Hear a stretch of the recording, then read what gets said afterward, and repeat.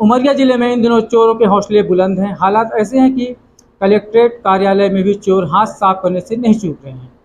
बीते दिनों कुछ ऐसा ही हुआ जब उमरिया पुलिस अधीक्षक और रजिस्ट्रार कार्यालय के बीच कलेक्ट्रेट परिसर में रजिस्ट्री कराने आए प्रमोद गुप्ता नामक व्यक्ति की गाड़ी से कांच तोड़कर चोरी की घटना को अंजाम दिया गया।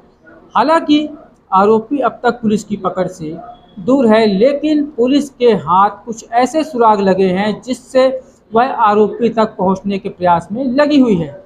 इस घटना के बाद हमारी टीम ने कुछ बैंकों के मैनेजरों से बात की तो उन्होंने बताया कि सुरक्षा की दृष्टि से हमारे पास गार्ड की व्यवस्था कम है। तो कुछ बैंकों के मैनेजरों ने बताया कि हमारे पास सारी सुविधाएं हैं और बैंक 24 घंटा गार्ड की नज़र में रहता है, लेकिन कई जगहों पर ऐसा भी देखने को मिला जहां बैंकों के आसपास चेहरा ढककर कुछ लोग दिखाई दे रहे हैं। वहीं कई स्थान ऐसे भी मिले जहां सिक्योरिटी गार्ड एसी का आनंद लेते हुए कैमरे में कैद हुए। ऐसे में सुरक्षा को लेकर बैंक प्रबंधन की कार्यशैली पर सवाल खड़े हो रहे हैं। इस घटना के बाद उमरिया पुलिस ने सुरक्षा के लिहाज से सभी बैंकों को नोटिस जारी कर सुरक्षा के इंतजामों और सीसीटीवी को दुरुस्त कराने की बात कह रहे हैं। लेकिन इन सब के बीच कलेक्ट्रेट परिसर में हुए चोरी के मामले में पुलिस कब तक खुलासा कर पाएगी, यह सवाल बना हुआ है। मैं करकेली बरही का हूँ। मैं आज लक्ष्मण गुप्ता जी की रजिस्ट्री करवाने आया था, मकान खरीदा हूँ। मकान इनका 24,80,000 में मेरी सौदा डन है, जिसमें से मैं बैंक से 7,70,000 नगद निकाला हूँ और 10 लाख का सोना मेरी गाड़ी में रखा था, जो कि मैं गोल्ड लोन लेने वाला था SBI से। और SBI बैंक बंद होने के कारण टाइम ओवर हो जाए तो मैं उसको रखा रह गया गाड़ी में, और गाड़ी में रख के वहाँ से 100 मील के यहाँ से आया हूँ ऑनलाइन सब लिखा पढ़ी करा के, और इसके बाद वहाँ से आया हूँ तो गाड़ी यहाँ लगाया हूँ। तो मेरे को मालूम है कि मेरा पैसा और गहना रखा सामने। अशोक सोनी जी को मालूम है कि गुप्ता जी का पैसा और गहना रखा है सामने। लक्ष्मण गुप्ता जी को मालूम है कि उनका पैसा और गहना रखा है सामने। कामेश्वर तिवारी जी जो वकील हैं उनको मालूम है कि इनका गहना और पैसा रखा है सामने। इसके अलावा मैं और किसी को नहीं जानता कि किसको मालूम है। उनकी वाइफ प्रीति गुप्ता और रिंकी गुप्ता मेरी वाइफ, उनको मालूम है कि ये पैसा रखा है गाड़ी में। मैं इनको अंदर ले गया, ये यहाँ पे गाड़ी छोड़ के मैं चला गया लॉक करके। इसके बाद मेरे को सोनी जी बोले कि चलो गुप्ता जी गाड़ी पास जाते हैं। गाड़ी पास के बहाने ये मेरे को लेके आए, वहां से बुला के जैसे आके देखा तो कांच निकला, तो ये तो अक्का बक्का अपना सन्न बुन्न कर लिए। अब मेरा तो क्या बताऊं, मेरा तो होश उड़ गया। टोटल कितने लाख?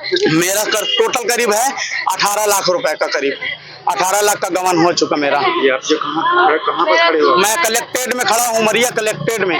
मैं रजिस्ट्रार ऑफिस आया था रजिस्ट्री करवाने। ये सवेरे से प्रक्रिया चल रही है। अब मैं नहीं जानता इसमें कि मेरे में अशोक भाई की साजिश है कि लक्ष्मण भाई की साजिश है, कि मेरी तो हो नहीं सकती, या उनकी वाइफ है कामेश्वर तिवारी जी हैं, या उनकी साजिश है। मैं नहीं जानता किसकी क्या साजिश है। फोन का जमाना है, कौन किसको कहाँ कॉन्टेक्ट करके बुला ले, कौन किसके साथ घटनाग्रस्त करवा दे, कोई भरोसा नहीं कर सकता। मेरा अंतिम लास्ट है, जान देने के अलावा मेरे पास अब कुछ नहीं बचा। मैं आपको बताऊं तो मेरा सब कुछ लूट गया। मैं एक आग्रह करना चाहता हूं कि ये मेरी रजिस्ट्री करवा दे। मैं जिस बात से आया हूं पता हो गया, इनको अभी भी मैं 10 लाख रुपया दूंगा, और 4 लाख अभी दे चुका हूं मैं इनको एडवांस के तौर पे 3,70,000, और 10 लाख मैं अभी और दूंगा इनको। इसके बाद में मेरी रजिस्ट्री करवा के जाएंगे यहाँ से, तभी नहीं तो मैं आत्महत्या कर लूंगा, लेकिन मैं घर नहीं जाऊंगा चाहे मेरी बीवी।